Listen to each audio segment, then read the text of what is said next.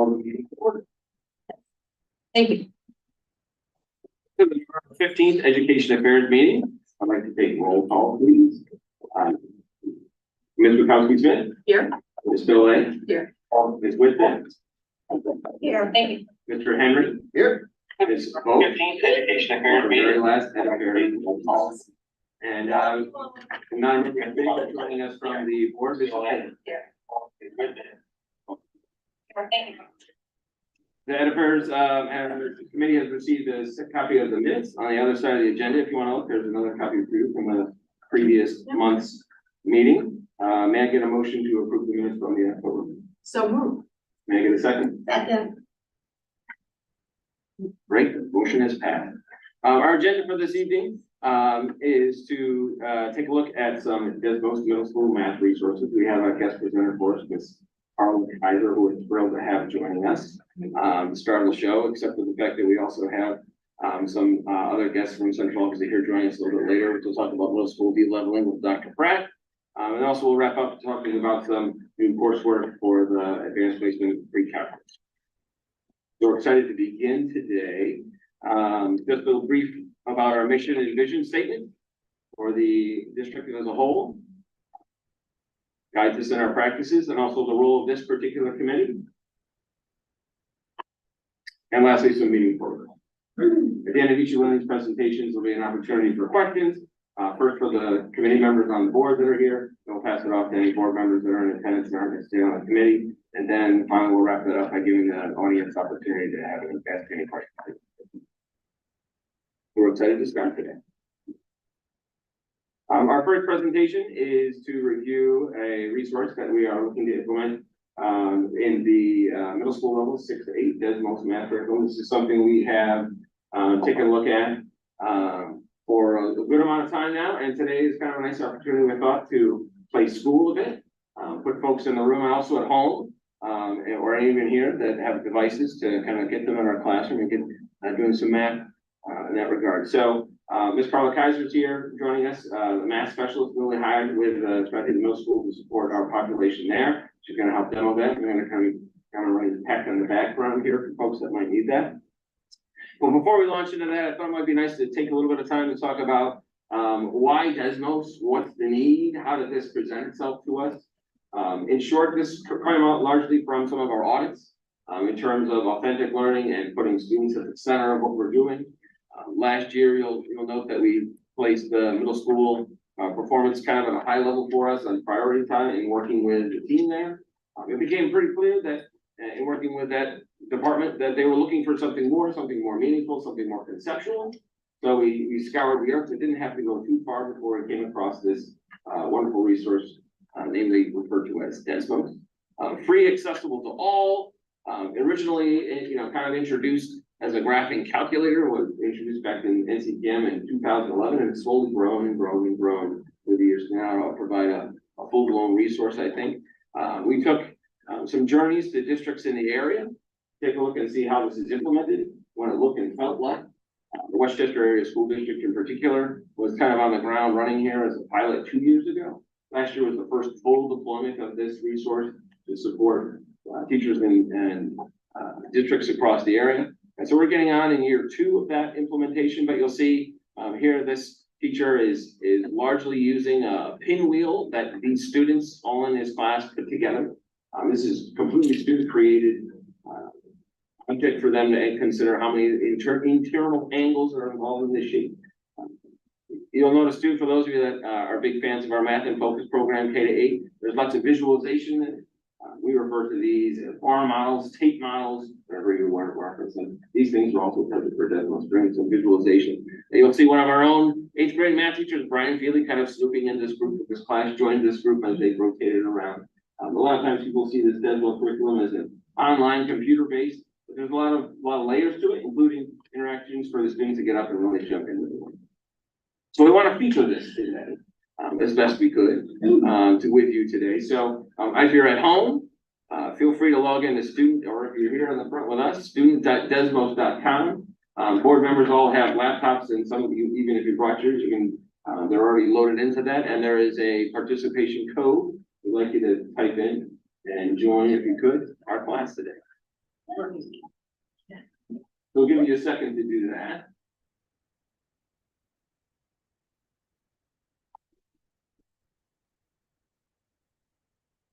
Carla Kaiser has joined us this year and hit the ground running, to say the very least. I'm about to turn it over to her, but she's really brought an acumen, I think, in terms of data analysis. She's brought a nice overview from her previous district where she served as an administrator in a K-8 settings to support the math instruction there. And she really has provided a nice layer of support for our students, not only that requiring some intervention, but also I think just in general practices as a whole for us as a middle school department. We're talking about making mathematics as approachable, applicable, and accessible as possible. She is often taking the lead on things. Just 2 days ago. She go back and laugh about it, brought in the specialists at the 3 elementary schools and said, well, what are we doing for a consistent strategy to attack word problems?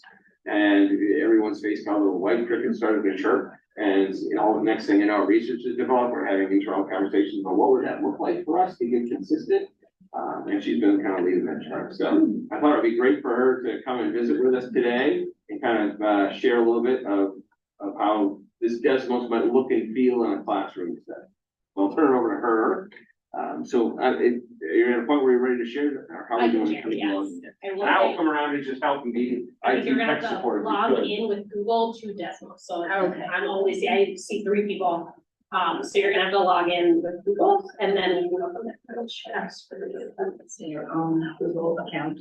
It can be any account. If you log in, you should be able to log in without it as well.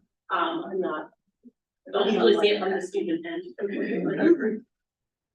I'm taking the assessment.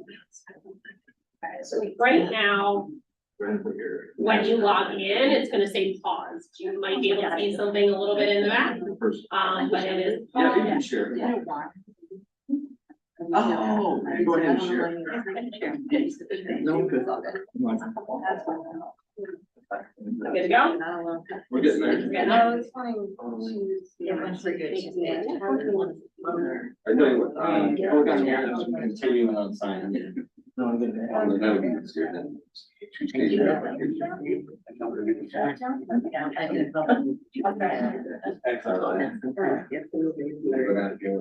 Whatever works.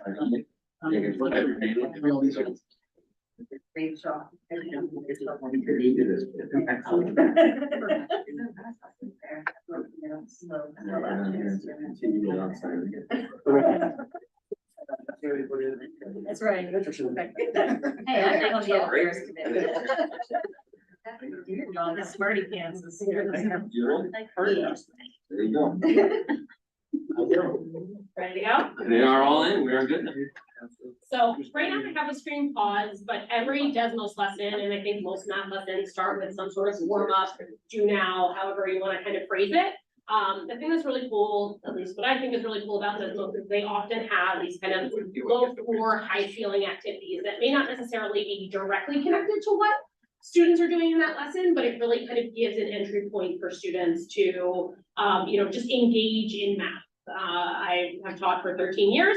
Unfortunately, not many children who sit in math classrooms love math. Some of them do, a lot more don't. So the warm-up piece really kind of gives students that confidence to, I can contribute here. So I'm going to, in a second, this is the lesson we're going to be doing. It's called the flower planner. But in a second, I'm going to flash a picture across the screen pretty quickly. And I'm going to ask you to tell me how many dots are on the screen. I'm going to encourage you not to count the dots because you're not going to be able to count the dots. I'm not going to, leave it up there long enough for you to see. But that's kind of the goal at this point, really just how many dots are on the screen. And then from there, we'll kind of transition into Desmos and start using it. Okay. So here's your picture.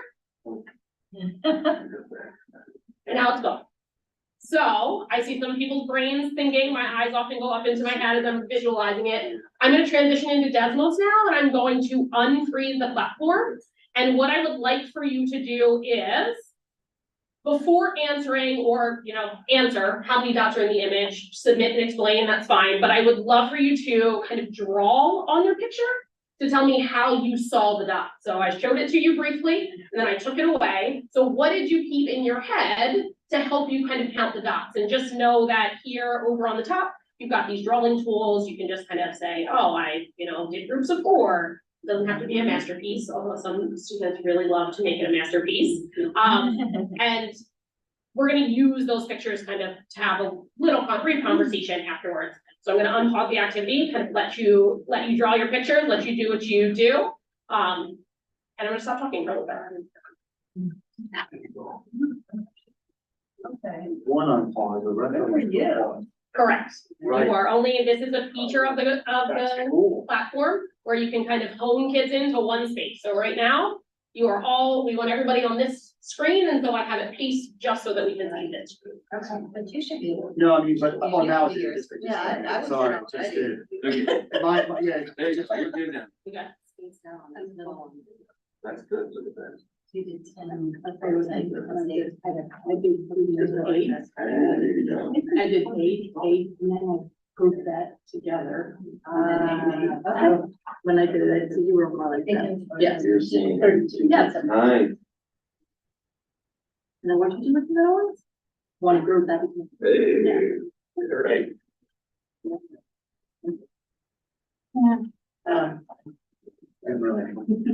The way you visualize. I want to type my ass. You know, it's really. You're just typing like a formula. Yeah, I just want to type what my brain thought, yeah.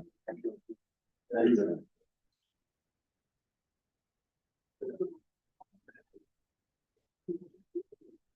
Yeah, look at that. There, after the 40. They did it. Yeah, we have a comment box. Yeah, keep on typing, so you want. Oh, do you have a comment about We do. You too. Yours is slow, yours is Go ahead, moving it's- very it's slow. explained. Oh, that's what. There you go. Oh, that's There you go. Great. Good, you're doing great. Right. So, You're doing great. He's like, man. All my husband has to do is I'm starting to say train on phone. Totally, I have nightmares about those. Yeah. so go ahead. The velocity. Yeah. drops. You can enter how many dots you want. No, that's correct, but that's how I remember it. That's all right. And we can put right here. Can you see what we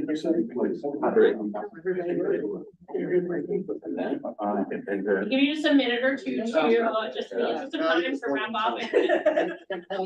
Why are you doubting yourself in here?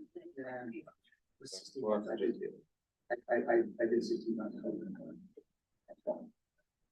So the first thing I'm gonna do now at this point as we kind of pull back together is the thing I really like about Desmos is I heard some kind of joking, like, I'm gonna put somebody else's name in, so if I'm wrong, nobody's gonna know. Desmos has this right up at the top left-hand corner. You can't see that, but on the teacher dashboard, I can see that. It has this anonymized feature, and so it takes students' names away and assigns them a famous mathematician's name. And so in that case, when you're looking at student work, every student, your name you should see change on your screen, so you know who you are if the teacher is presenting information, which I'm gonna show you how we can do in a second. But that really makes this even less high stakes for students, especially for students who are really kind of resistant or, not as comfortable kind of sharing their work there. They know who their famous nephews. And what if you're Einstein? What if you're Einstein, then you Yeah, that's right. a big student.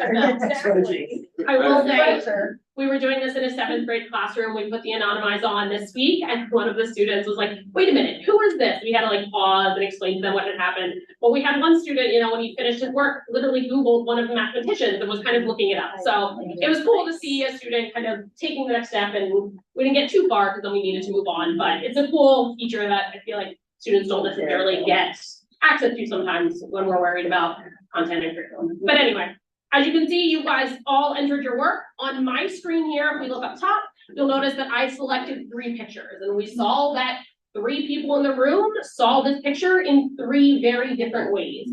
And again, it's a very nice way of talking through, well, how are these pictures similar? How are they different? And really gives voice to students. I think students come, especially once they get to middle school, have kind of ingrained that there's only one way to do it, or there's only one right answer. And so something really low stakes like this kind of shows them there isn't only one right answer, and there are multiple ways to look at it. And it gets students kind of feeling a little bit more comfortable about kind of taking risks and putting themselves out there. And just kind of really talking about that, which is really neat. So again, the teacher can be very purposeful about what they're choosing. If a student uses a strategy that's very different, pulling that up. It also prevents the teacher from having to say, well, we've done it this way, now let me tell you another strategy. You're really kind of pulling those strategies out of students from the classroom. So it really is kind of student driven, especially when you're pulling in and kind of sharing snapshots like that with us. So we noticed earlier that I had only paced you to one slide. You couldn't go any further. I am going to expand and give you a look at the next two screens. I had mentioned already that the lesson was called the Flower Planner, and it's really kind of laying the groundwork for this lesson in particular is laying the groundwork for division of fractions. So we're going to start with these next two screens. I'm going to paste it out. My computer, there we go. So you're going to be able now to advance to the next screen. You're going to kind of look at it, read it, answer it, enter it, and go from there, and then we'll pull everybody back together in a minute or two.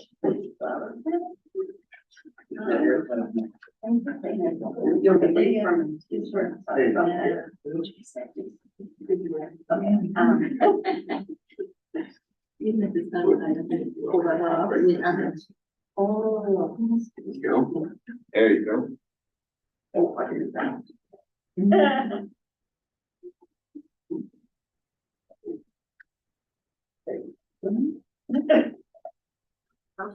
It's very satisfying. Oh, I did the same thing. Yeah.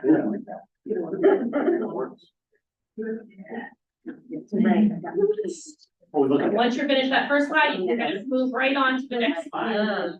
Edit my response, what does that have? Very good. You can hit next. Good. So now, here you go. How does it look on the phone? Oh, yeah, that's right.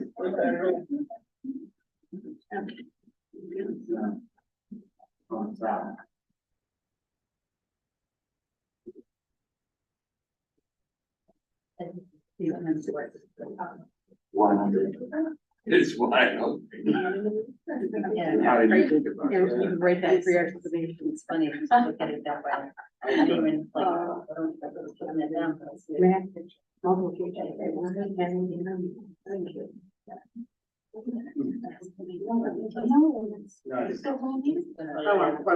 three. I'm not allowed to go any further yet.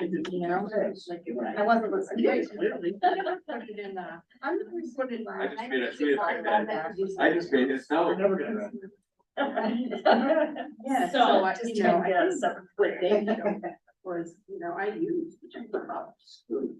You'll notice, I think you guys have been paying more attention to your screen, which is perfectly fine, but I've kind of been toggling between a bunch of different screens for me. Teachers have done this a handful of different ways. So if you're anonymizing students, we can kind of leave the summary up there. Students are working for practice. Some of the things are coded to tell you right away, really quickly as a teacher, did the student get this right or wrong? So if I'm looking at screen 2, I see these check marks and I'm saying all of these students are correct. So if I'm seeing that, it very easily or makes it very easy for me to kind of identify, oh, I need to check in with these 3 students, or I need to go see what happened there. If there is a language input where students are having to type out, Desmos can't correct that. Teachers have to do that. But you'll see kind of, again, if you're trying to see your paced class, teachers have this view to look at to kind of keep track of where they're going. And then again, if we go just to the teacher page, I can now look at this one in particular, this slide where it's asking you to identify an equation, and I can see the different equations. So if we're looking at this, we notice that 8 students picked 6 divided by 2, and we have 3 additional students who picked 2 times something, question mark equals 6. And this is a really great place to have a conversation with students. Well, which one is right? Are they both right? Why is one right and why is one not? How are these things connected? How are they different? So really, again, allowing students to think about the fact that there isn't always one way or one answer, but that there are multiple ways we can think of things differently. And just because my paper doesn't look exactly like the person sitting next to me doesn't mean that I'm wrong or they're wrong, but that math is just something that's collaborative that we can talk about. We found this is a real deliberate attempt by the curriculum, quite frankly, in the writing, because then most of their responses most of the questions they ask have multiple responses. So that many students have access. And a lot of times they say, look at that, they go 9 times out of 10.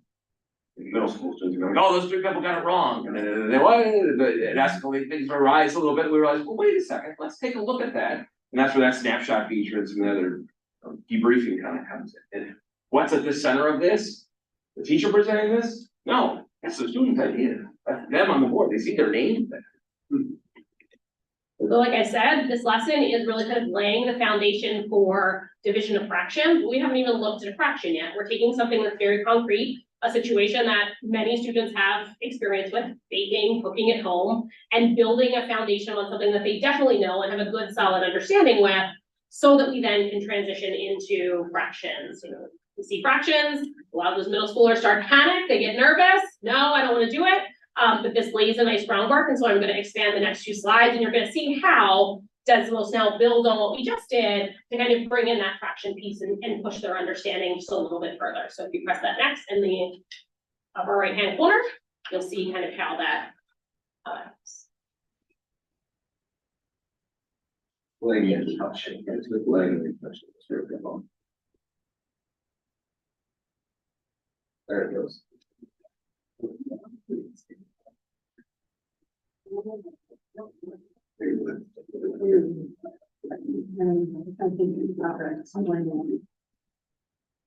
These are the little balls.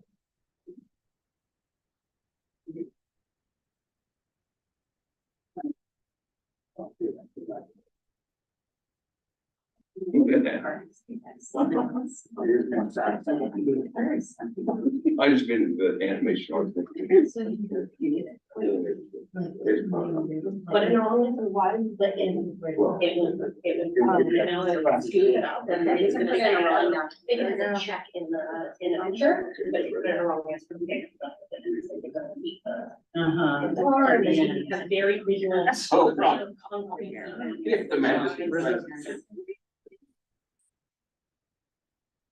You can go ahead and go to the next slide after we put your response, and you can see some different representation. Go ahead and hit next. Advance. All right.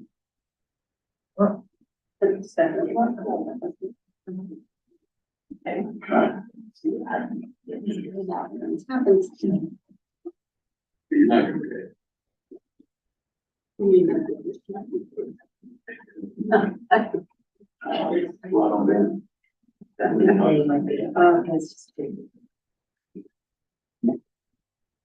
Yeah, that became or this one. Right.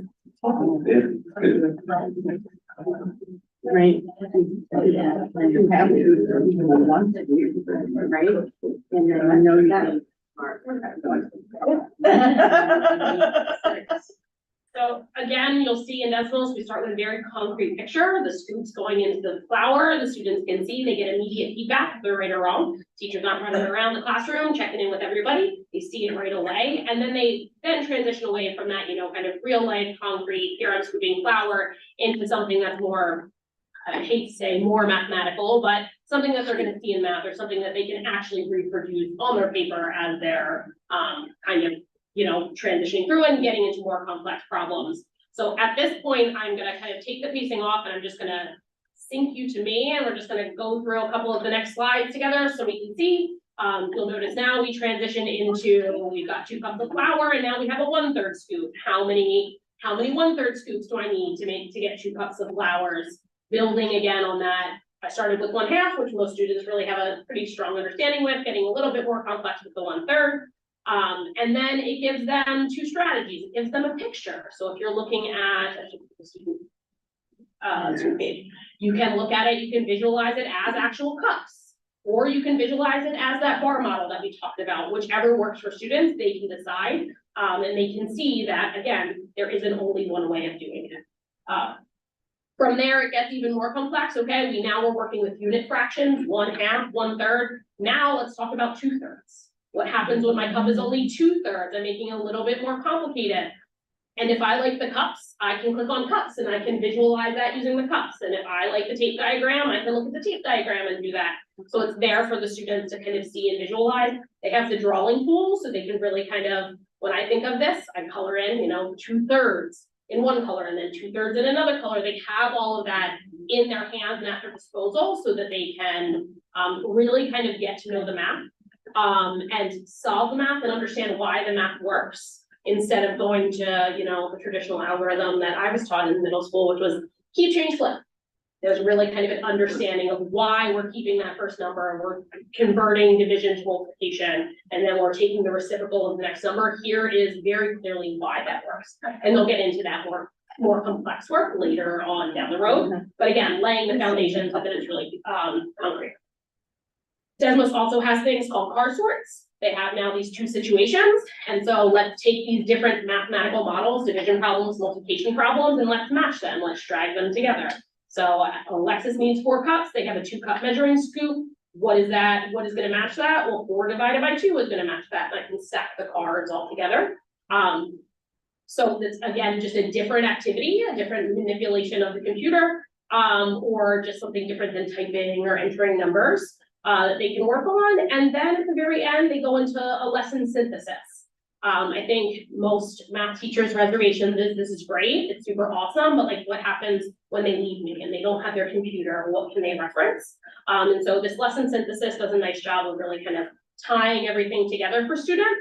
But we also have, I'm going to transition back to our slides show just a second. Desmos also has notes that the students can use. So at the end of the lesson synthesis, we can go through together as a class, we can go through the notes, and now the students have something concrete in their hands that they can put in their binder, they can put in their notebook, and they can reference when they're at home doing the homework for that night or when they're studying for a test. So you'll see that here. There's one thing I just want to, if I could just jump in real quick. This is a trend that we're trying to implement across a lot of different disciplines. The idea of experience before formality, right? This is the formalization of their learning. But the kids have had all these experiences first, putting them at the center of the learning. We're trying to do this in all disciplines before we go ahead and formal. So often in the past, it's been really formal at first. Here's the formalization, here's what we're doing. I'll go ahead and do it a bunch of times and you'll figure out why and the thousands of examples that you do, 1, 2, 39, 9. We realize now that's all flipped. Not to mention 1, 2, 39 has a lot of problems to do. That if they really understand it. So your notes are there again, so that they have reference later, and then every lesson, sorry, I'm gonna flip back to Desmos, ends with a cool down, which is usually one question that really kind of gets the students thinking about what they learned that day and answering a math question.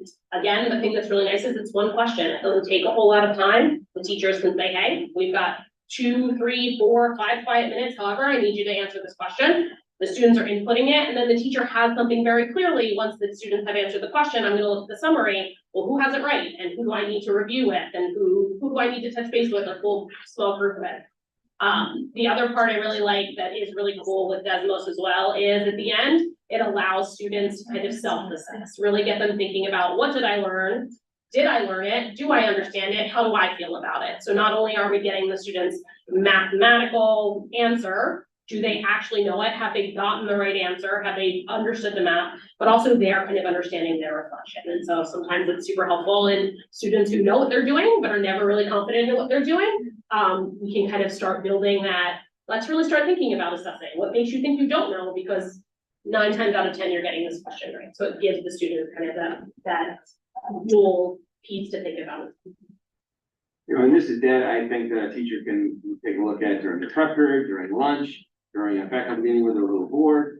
These kinds of things where they can look and say, coming into the next day, they're ready to go at the start of the next lesson, knowing which students, where they are, what their temperature reading is, and you can either decide to address it all together as a large group, differentiate, split the groups up, try to identify students in particular that just need for the lesson for yesterday. The differentiation starts when they walk in the door. They have data to begin with, which I think is super valuable. That's definitely. Great. Would you mind stop sharing, just so we can go back to that slide deck, and then Paul will see where we have. Great. You can put through. There you go. I got to pause. Perfect. Yeah, so that's kind of, we wanted to have you kind of experience from the student perspective, and also some of the background scenes that were with why this is designed and implemented the way it is. About this Desmos curriculum. This is something that we've implemented whole hog. The expectation really is that the teachers are working together to try to come up with consensus as a team, as a content team, also create all 7th grade, all 8th grade, try to implement teams. Just this last professional learning opportunity, Carla presented, you know, a model lesson, kind of an exemplar to our teachers, broke down kind of similar that we did here, talked about the teacher notes, they really encourage them to implement that. I think design something and what was it, the next day or two, we texted each other. She said, look, I just saw it twice, it's working. So we're pretty excited. Are there any questions I have a for question. the report? Mr. Yes. Cuskey? What I'm going to do is I will ask each member of our committee, if they have any questions, and then we'll go on to, Rachel and then our community members as well. Thank you. Ms. Solway, do you start there? I'm okay for now. Go ahead. So this is already being implemented. We've been piloting this now, all last spring after we were introduced to Westchester. It was, up for board approval and was passed at the end of last month, and we've been implementing it since. So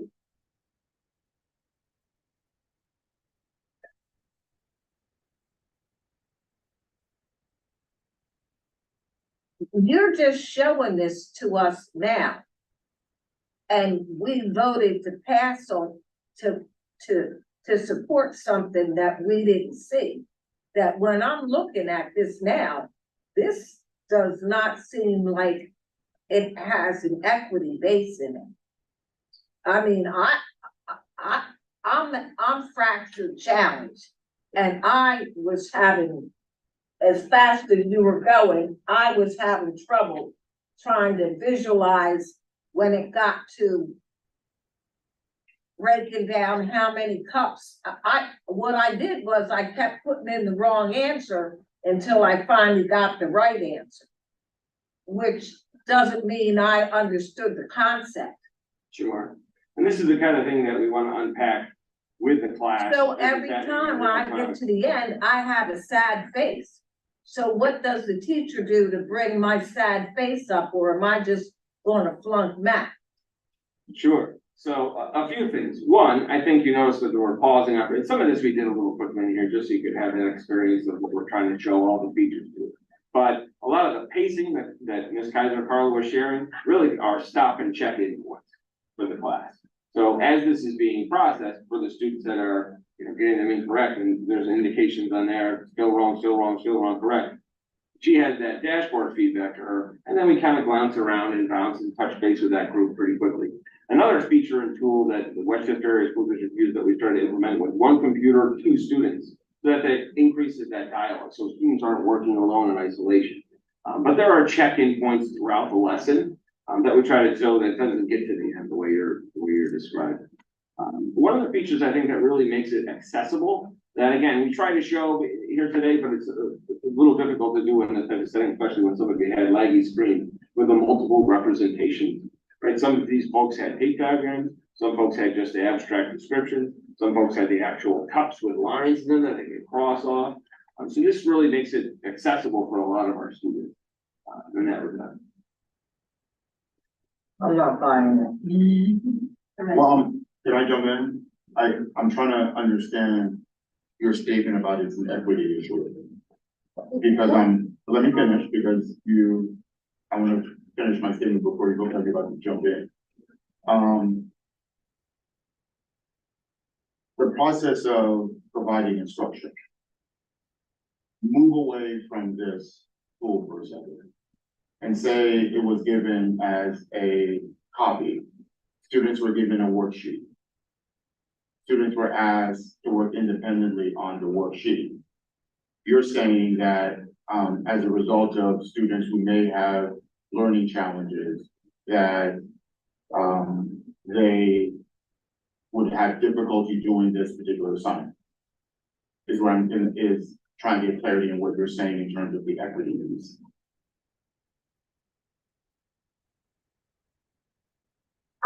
I'm not buying that it's leveling the playing field. I'm not seeing that it's leveling the playing field. I don't know how else you want me to explain it. I don't think it's leveling the playing field.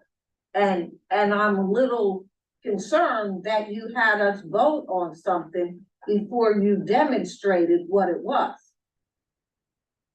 That's the issue I'm taking.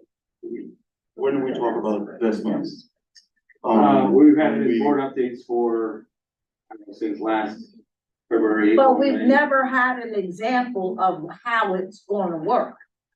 You've never showed us how it's gonna work. You've just been talking about it and talking about it. And it sounded on paper like it was really good. Now that I'm seeing it, I have questions about it, serious questions about it. Sure. I don't think that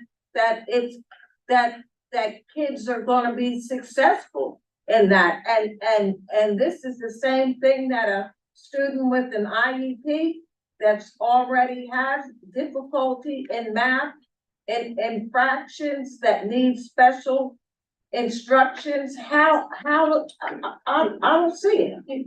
But is there an assumption that there's no pre-teaching happening before this work? Is there an assumption that we're just gonna put students in front of a system without having educators go through a number of lessons? Walk us through a typical math lesson without Desmos. If you were teaching children fractions, if you were teaching them percentages, and what would that look like? And then you're relating it to what we believe to be an experience they may have at their home in order to bridge connection and understanding. What would that look like? I think the benefit of Desmos is that it can do things quickly and provide feedback that we can as teachers. So if a student is, we're finding those cups, I've got a half a cup, how many half a cups? A student can see right away, instead of us actually taking in a bag of flour and the cup and really the teacher demonstrating, right? I'm gonna take these half a cups, the students can actually see what is happening. And if they get it wrong, they can try again immediately. It's immediate feedback. I think oftentimes when you don't have a tool that doesn't, or when you don't have a tool that provides immediate feedback, then we sometimes are getting to the end of the class period when we're looking at that exit slip, or as we're circulating and Johnny's saying, hey, miss, I need you. And Sally is saying the same thing. Some of those kids that are more content to kind of sit back and say, I don't feel comfortable. I also don't feel comfortable putting myself out there and asking for help. You're not finding that until later on at the end when you're, collecting your exit slip or looking at homework the next day. So students are getting feedback immediately. I think that we absolutely went through this very quickly tonight. This is designed to fit a 45, 50-minute class period, and we didn't want to do that. We certainly would slow it down. And again, using that teacher dashboard to see if I'm looking at the teacher dashboard and I'm seeing the same student or students really getting the questions wrong over, that's a flag to me. I'm going to stop. I'm going to go over to that student. I'm going to see them. I'm going to sit with them. And we're going to talk through what's happening as the other students are working so that they are I'm knowing right away where students are getting hung up. I can look at their thinking, if they're drawing their pictures, I can look at their thinking, identify what the misconception is from that. And if I can't identify the misconception from the picture, I can then sit down and talk with them and have a conversation with them. But I don't think you answered Dr. Mercedes' question when he said, what is the lesson plan? What is the lesson? What does it look like? How do you teach this? Because I got a feeling that kids are gonna be given these laptops and they're gonna be left to their own demise. Yeah, Because if it's not taught ahead of time, then they're not gonna grasp it by a tool. They're not even gonna know how to begin to use the tool. I thought they said they are teaching it ahead of time. No, she said it was No, a that's what they tool. said in advance before she said that. Well, I was trying to help Ms. Woodstead, and have you help paint the picture of, I don't wanna say typical classroom instruction. I've walked into math classes, that's what we do. I've walked into English classes. I see teachers, engaged, whether it is introducing a lesson when I walk in, whether it's in the middle of the lesson when I walk in, or when I walk at the end of the class as they're concluding it. So there's multiple phases, right? So to the extent in which if this wasn't available and you were teaching the same skills, what would that look like on a whiteboard? Without the instant feedback, without the student sitting there going through this animated system, if this didn't exist, right? And Chromebooks didn't exist because at the end of the day, the technology is supposed to augment and change the way. It's not just supposed to just be a same version of of what you do on paper on the screen. So a typical math lesson would look like, if we didn't have Desmos and you were teaching students fractions, what would that look like, right? You have some type of anticipatory set, you'd have an understanding of where they were before. Well, you speak to it, you tell me what it would look like. It would You start teach math. traditionally, I think, and what you would see, I think, in most classrooms is you have, a fraction problem that they're used to. Show me what 1/4 looks like, or what is 1/4 times 1/3, or, a review of fractions in some way. If teachers are digging into their math data and seeing what students don't know, then that do now or that warm up might be very targeted. I noticed that a large chunk of my class is missing this piece. I think teachers still can do that using Desmos, but you've got some sort of fraction warm up. And then I think it really most oftentimes turns into, here's a division of fraction problem, let's do it. Let me show you the process for doing it without actually giving you any sort of idea or understanding, or really having you fully understand why we do that process. And I think in my experience, I spent, a very large in all of my career teaching in Philadelphia. Most of my students were struggling math learners, struggling students, English language learners. They always benefited from understanding the why, as opposed to, here's this division of fractions problem, follow these 4 steps, and this is how you get your answer. Would you take this Desmos into that school that you're talking about Yes. and put it into place? I would put my And children think in you front. find success? I would put yes, I would take it there, and I would put my own 2 children in front of it and have them learn that from it, yes.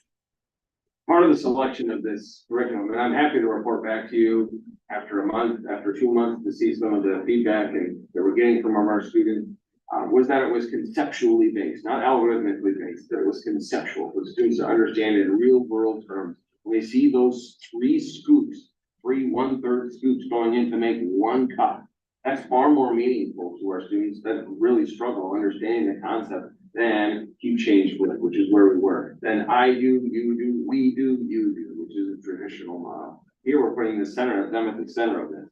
I'd be happy to kind of give you a report back on how this is going. I mean, one thing that I would find really encouraging when we started piloting this, a lot of our support and special ed and student services push into these classes and are involved and supportive. They got one look at this and they said, we need to get access to this. We need to get our names on this. We need to make sure that we have teacher accounts as well. This is spectacular for our students.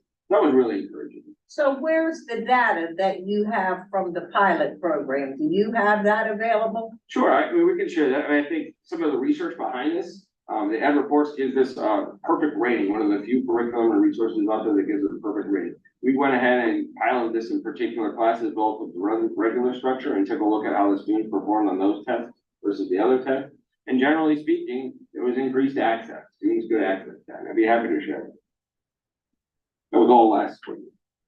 And a lot of this, I think, we put in board reports, we make updates, but we're doing a lot of things, and sometimes things can get solution, things get drowned out of it. But, we're happy to highlight this. But to your report. like everything else, it's one tool, Yes, one strategy, a multitude of strategies in a way in which we don't profess a panacea or a magic elixir when we present a particular strategy.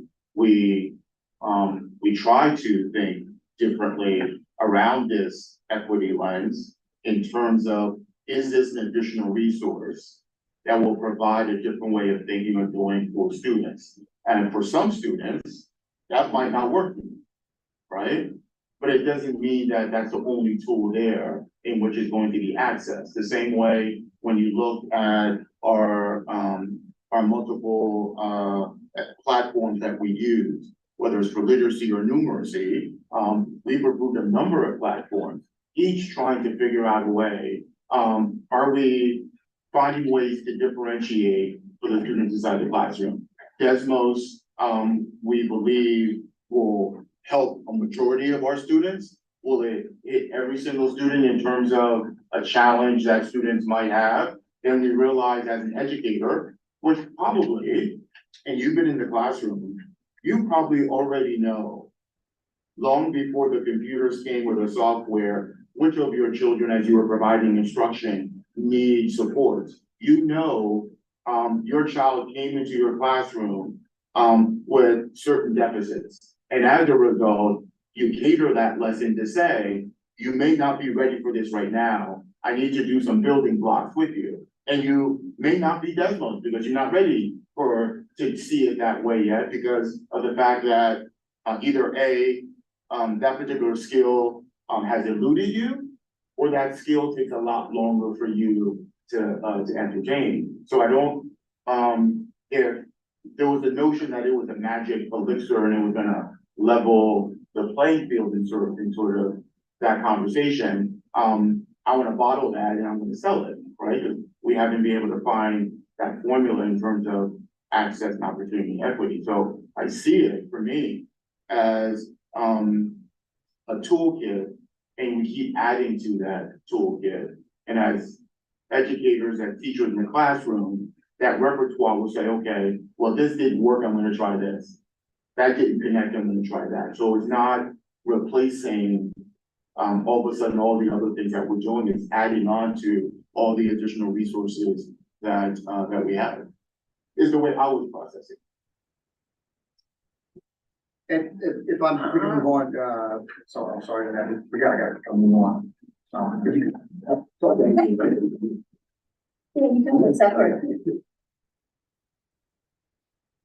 We're supposed to do one question at a time, so we can come around again. Yeah, I'll say, I like the idea of the toolkit as well.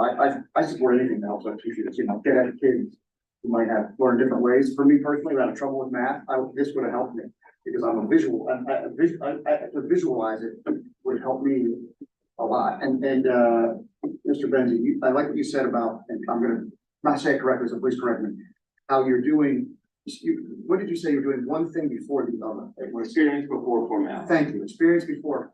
Formalizing. Well, thank you. That makes sense to me. And as someone who had trouble with math all the time, that would have really helped me. So I like what, I thank you for saying that. So I liked it in the sense that I could see how certain kids would really do well with this, and teachers would get good feedback. So I think it would help a lot of people. The only question I had, I'm happy to support anytime we're gonna help our teachers with more tools. But the one question I had, maybe Dr. Wazakowski might answer it for me. That same, sorry, say it again, experience before, what was it again? Formality. Thank you. Is that, so that starts in middle school, that idea, does that also start in elementary, and like that idea, like, I'm just curious. Yeah, the whole focus in elementary, especially with the strategic plan, we have to do teaching learning and innovation. And Yeah. after one with belonging and inclusion, we really want the focus to be on student engagement and student agency.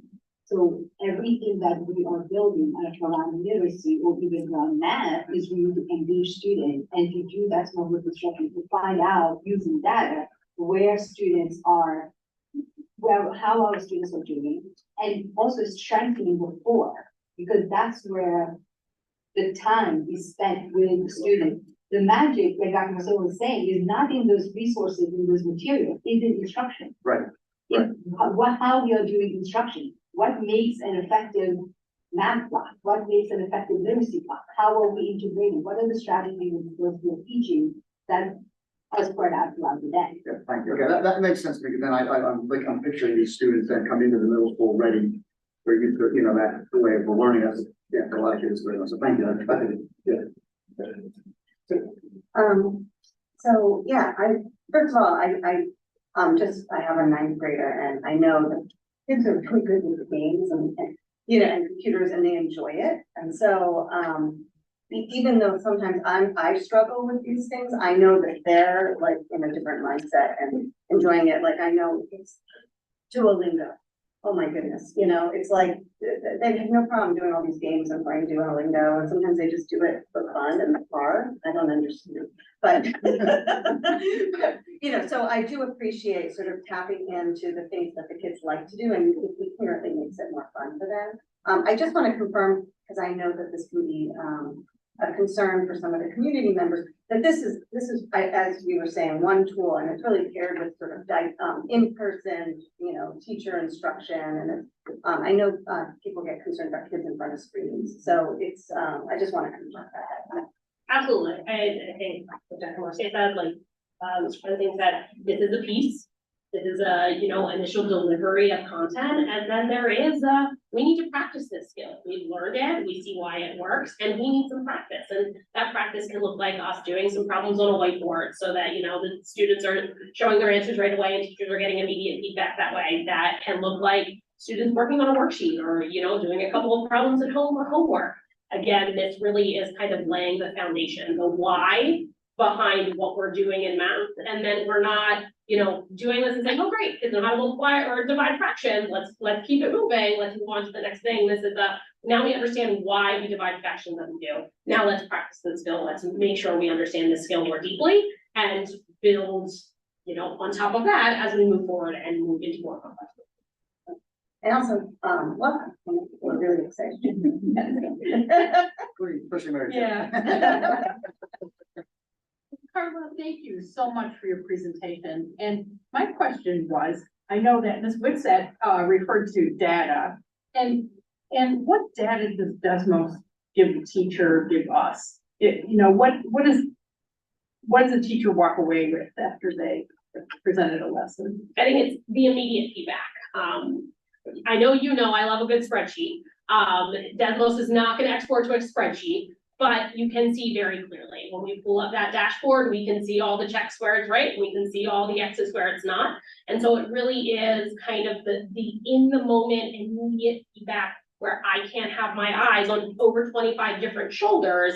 I can see on my dashboard, again, this is the pocket of students that is struggling and I need to pull a small group during independent practice time, or I need to pull a small group tomorrow, or all of these students are having the same misconception from this one problem. And so we need to start tomorrow's lesson addressing that misconception because we didn't get it today, so that we clear that up and then we're able to move forward. So again, looking, and it's all housed, it doesn't go away. So it's there, I can come back. So teachers then can re-give the problem and they do the work, and then until you can see students being successful, is there a way to reassign that page? Absolutely, I can go in and I can reassign this lesson with a different code. Right now we can do it all over again. I can open the Desmos and I can take one screen. I can copy one screen and put it into a different, less techy Desmos platform and reissue it to students to reassess.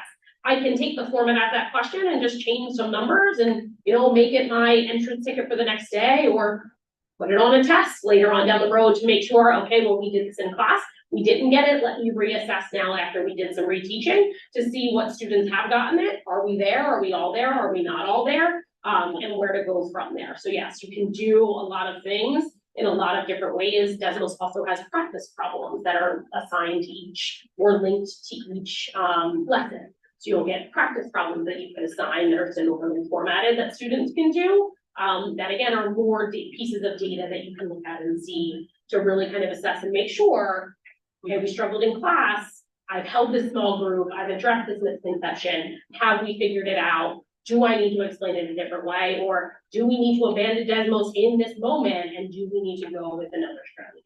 Do I need to pull out, actual fraction bars, and do we need to do it with actual fraction bars so the students are holding things and manipulating a concrete material? So yes, there are many different ways that you can kind of come back to it and revisit. Thank you so much. Ms. Holbert, did you have a question? I had a quick comment. One was that I also think this is really interesting for like students that would normally maybe on a sheet of paper, they just write down the answer and just say, I know how to do it. Like I remember, Mr. Benzing, like there was a time that you came in and you talked about, the students that just say, I just know the answer. But this makes you actually visualize or like come, show how you know that. And so I thought that was interesting. And then my question is, what kind of support is there for teachers as they're learning Desmos? So I am in and out of classrooms. I do have a small group of classrooms that I support pretty regularly. But ultimately, when a teacher says, hey, I'm trying to do something, it doesn't necessarily have to do Desmos, but I'm going to do this thing that's different and I just want an extra set of hands. Will you come in and help me? We work around, we move the schedule around, and I make sure that I'm there to support them. We a few of us went to NCTM last week, and right before NCTM, they did, you know, Desmos professional learning, myself. You share what NCTM is for those who have no acronym. Yes, National Council for Teachers of Mathematics, their conference in DC.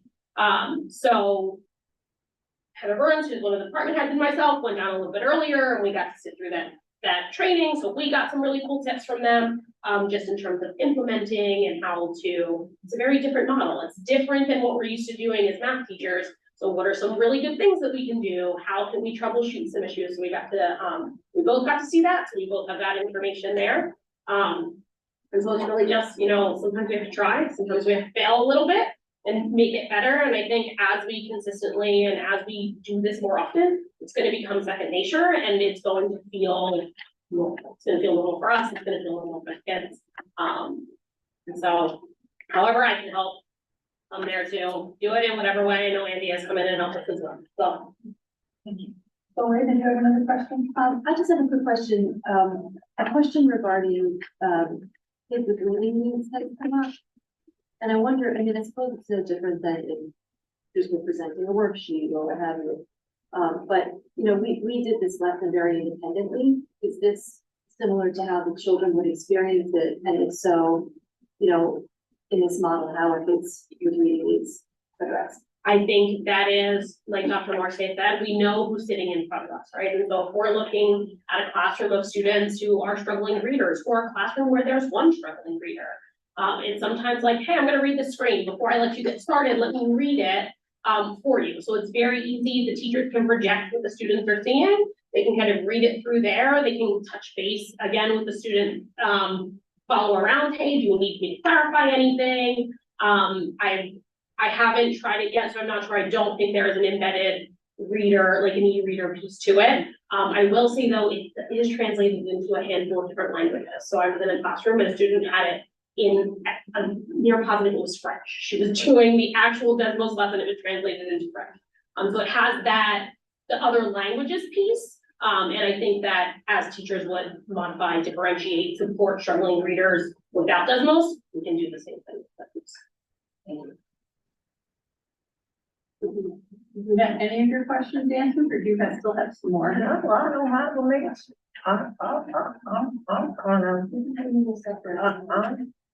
I guess I need private counseling, because I'm not buying this. I'm having difficulty understanding, say, we're not buying it. What are we selling? What did you do? It seems like the bill of goods. That's That says what it seems That like says to what? me. That says what? Because first of all,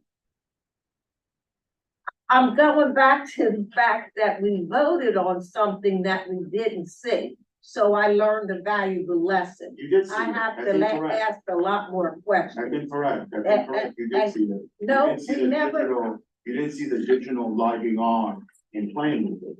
We did show you samples of the problems and the work that it was doing. You just didn't see the actual software in play. So did we ever put the laptop in front of the board? Which is, if the board wants to put a laptop in front of them to see every single software application that we presented as a tool. But I'm answering your question. Too far with it. No, I'm not going too far. I'm trying to be correct in answering it. You said that you didn't get the information.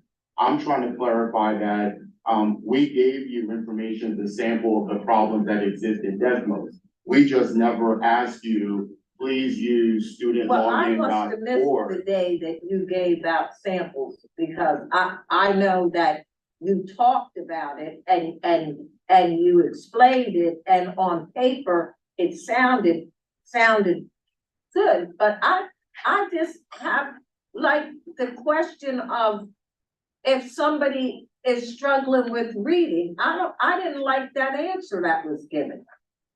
That makes no sense to me as a parent, as an educator. It makes no sense to me that, oh, well, we're just gonna know who's in front of us and we're gonna do this and we're gonna do that. Now, it makes no sense to me. But you've been in the classroom, correct? I've taught preschool. Yeah, so there was part of literacy there. help us understand when you're saying that that statement didn't make any sense to you in terms of you weren't clear about the type of literacy interventions we provide, the extent in which our teachers' ability to support that in the math classroom, or There's already a struggle in the elementary in the math when they put in all these word problems. okay, That's already a struggle in elementary school. Now, I don't know whether it's the way it's teaching or it's every math teacher for their own, however they choose to do it, and there's no set way, but kids are already struggling, and then those that have trouble reading are twice as likely not to succeed. And so they're having IEP and they're still below average, scoring below average on standardized testing when it comes to math. yeah, So tell me how this is gonna help. we should review that. Well, first, Ms. Wood said, you're talking about an achievement gap, an opportunity gap that existed for a very long time. And there are multiple variables in terms of what attributed to that. So the district needs to attempt to address what those deficits are across, whether it is social studies, whether it is literacy, whether it is mathematics, whether it is science. We're putting in what the board has asked for, which is there research and evidence support the efficacy of these programs and its ability to help students, right? We believe this is one tool that will help to begin to narrow and bridge those particular opportunity and or achievement gaps that exist. So your statement with regards to, yes, does there continue to be gaps and outcomes? Yes. Are we trying to put tools into place, right? Trying to provide space for our teachers to put that tool into place, providing the resources in order they need to put that into place. But you know, from your experience, and obviously as a parent as well, that if you don't attempt to address those gaps really early, which we talked about, that they exponentially increase over those years. If we give our educators additional time, additional resources to be able to help them with fidelity move that needle, that is what we're trying to do. So when children do come in with learning deficits, we attempt to put things into place, whether it's specifically identifying that with an IEP, or specifically identifying it with differentiated instruction and the strategies that our teachers are using. So for me, I'm processing your statement as though, did we say this is going to solve the achievement gap? Is that, because No, oh, okay. no. I said that I don't feel this is going to put any dent into the achievement gap. By itself, no. No, There's not one thing it's by not. itself. It's not, and so it's a lot of time and money invested.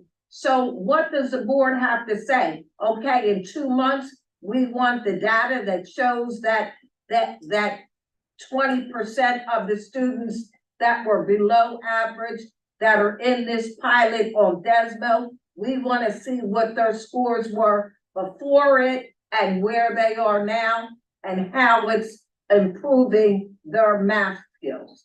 Is that what we have to do as a board? That would be an unrealistic ask of the board to say in that window of time to be able to give you improvement. What we could do is in any time. Well, within a quarter. What I'm saying, I hear what you're saying. I'm just nitpicking in a short window of time. Do we bring back and say, can you provide evidence that shows growth in the areas in which you had stated you would see that?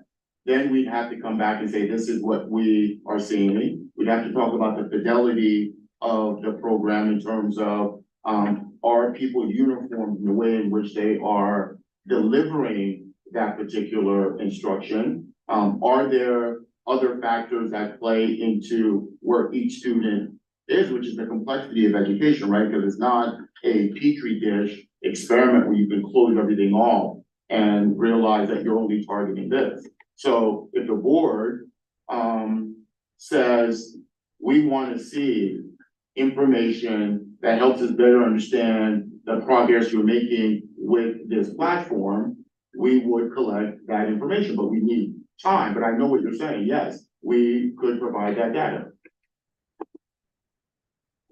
Well, I would feel a little better if that was provided.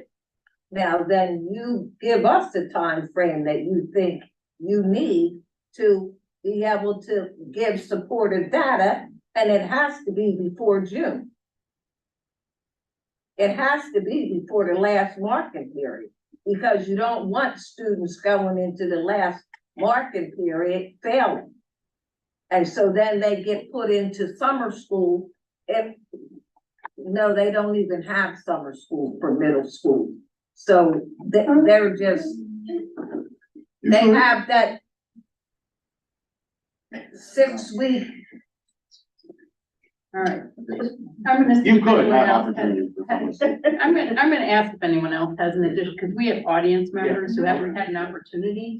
So, Mr. Henry, did you have an additional question? No, I don't either. All right, Ms. Holbert, anything? Okay, and members of our audience, thank you so much for your patience. Do you have any questions? If you do, if you could state your name and what street you live on, please. Sure, Bridget Mead, I'm on Harvard Avenue. So my question is, Desmos is being implemented in middle school, correct? And math and focus is the core curriculum still in elementary school? Desmos as it is right now is a supplemental resource, just like any other resource we have that kind of supplements. There's not enough curriculum in Desmos for it to be our core curriculum to run all the way through. It's just supplementing areas that we think conceptual learning is really applicable. So math and focus is still, I'm sorry, math and focus is the core curriculum for middle school at this point. Okay, and sorry, in elementary school, is Desmos being used at all? Desmos isn't available at the elementary school. It's in a budding process, quite frankly. This is literally a year old as it is, and it was rolled out just 6 through 8. This year, they're piloting Algebra 1, and they have plans learned at the NCAA conference to expand in other directions, so elementary and high school, but it's not developed yet. I think there's a lot of value in the experience before formality. I love that. My worry is that if kids are in elementary school because math and focus is not experience before formality, right? So if they're learning in elementary school without that, and then they're coming to middle school now with Desmos and with focus, is our teachers able to implement this with fidelity if their K-5 has not had any of that sort of basis? So I just had that concern. Sure, thank you. Yeah, and then I also think, I love the idea of a toolkit for teachers. But again, I think that sometimes when we throw so many tools at teachers for all kinds of learners and all that, the fidelity gets lost in how they're implementing those 5 different things. So just food for thought, consideration. So an oversaturation could Yeah. yield negative, okay, yeah. Yeah. Thank you. No question? Yes, I do. Go ahead. Mandy Uberly, Cameron Drive in Wallingford.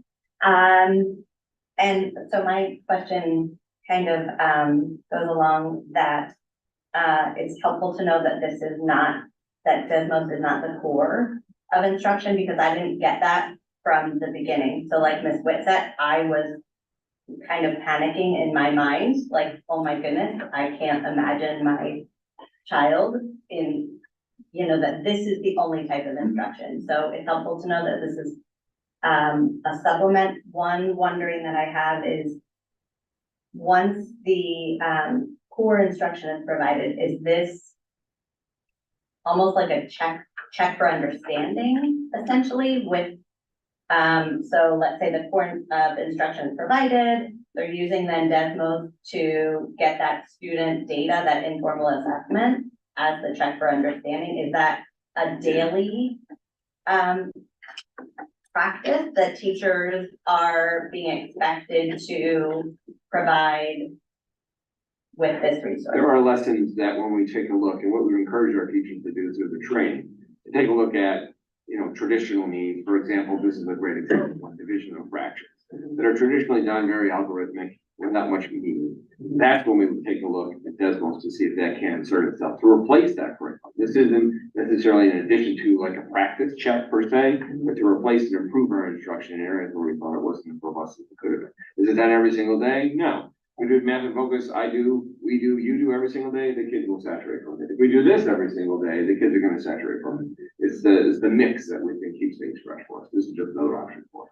And to that point, how are teachers or is the math department aligning Desmos alongside of math and focus? The good news is we've done a lot of work in terms of aligning things to standards.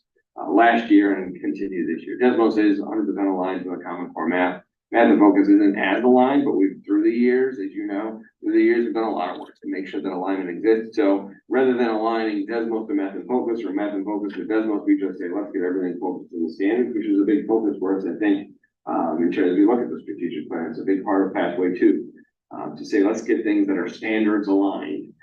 So let's set goals that are standards aligned, not necessarily based on a curriculum, because curriculum can change, experiences can change, but the hope is if it's tied to a standard, that's something that'll be anchored. Thank you. Sure. Two more questions. One is for the diverse learners, which are present in every classroom, how might they receive accommodations when it comes to Desmos? So for example, if a child in either a 504 and IEP has extra time given, whether it be for, whatever learning difficulty that they might have, because this is timed or there's not necessarily a timer flashing on the board, but it is of best interest for students to get done in a window of time.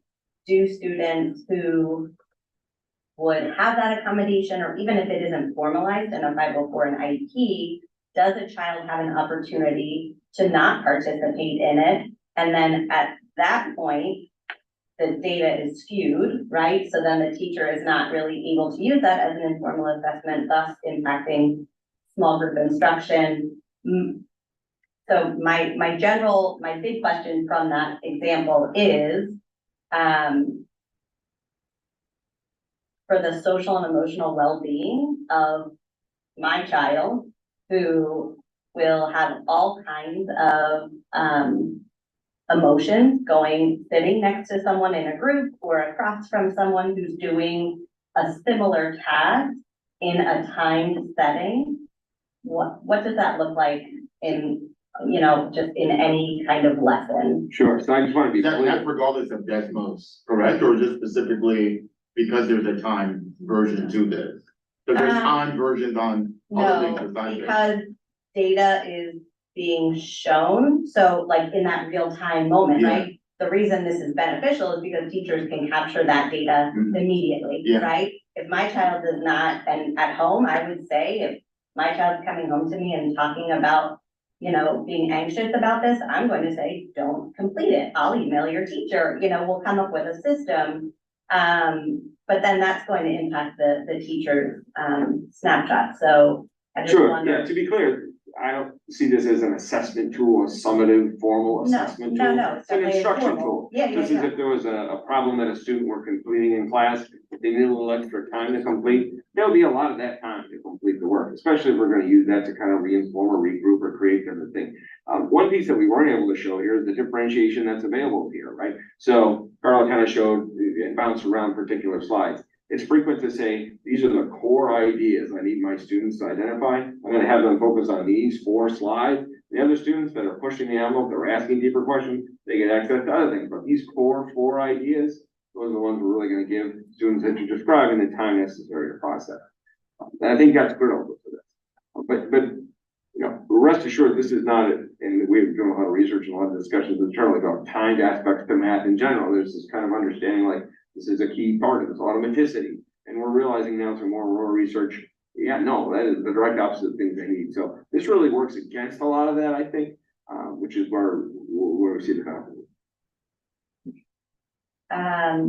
And then my last question is kind of a two-part, and it goes to the toolkit point, and may be beneficial to Ms. Whitsett, just that idea of transparency. So we're talking about different resources, and as a community member, I have no idea what the toolkit for the resources are based off of the district's website. And it just might be my tech challenge self that I don't know where to look for what the toolkit is that my child is receiving in class. I don't know what is being offered at tier 1. I mean, I know because I see what she's coming home with, but just kind of a general, without this conversation, I wouldn't know that she's participating in Desmos or, you know, anything like that. So I think if you can speak to that, how as a community, are we able to get that information at any point in time, just of what that toolkit is? And to that point, interventions for math. And that might go to, you know, our students who, this isn't kind of the one size fits all, but then they're going to be receiving interventions and so forth. So it's kind of two-part. What is that transparency? Where does that live? Where can we find that? And then what are the interventions if we're talking about resource? So I can jump in and speak a little bit. One of the things that I think will be really useful to answer your question is a shift in verb tense. And so thinking about where will all of these resources live as the website is undergoing a revision, and as one of the big tenets of the strategic plan is to think about the purposeful, systematic codification of curriculum, which we're defining as the set of experiences students have over time. And so there are places in the curriculum right now where there is already tightness, and you'll see that in the syllabi that teachers send home with students in high school, or the overviews before unit that will go home at the middle school or at the elementary school. But part of the work of this curriculum team over the next few years is to think about how are they codified in a way that you can see both the experience in that grade as well as how it threads across different levels. And so at this moment, I can't point you to like this link on the website, but your question, I think, is a question and a need that we see, that we recognize, that was explicitly called out in the curriculum audit that was done. And it's a need we're working to fill. We just don't have that need filled yet in terms of the public facing piece on the website. But it's a part of our strategic work, and we're trying very hard to on the more local level, like the level of the class, the level of being with the student, to be able to share, like, this is an overview of the unit, this is an overview of the year. But I just we've used the word transparency in the spirit of transparency. I think that's the center of a lot of the work that we're doing right now, and we're trying to do it in ways that are transformative, that are meaningful, to think about what does it mean for students to think about themselves as mathematicians and readers and writers. So parents, if I can try to understand this. I have a 5th grade child. There's a number of things happening in literacy and math.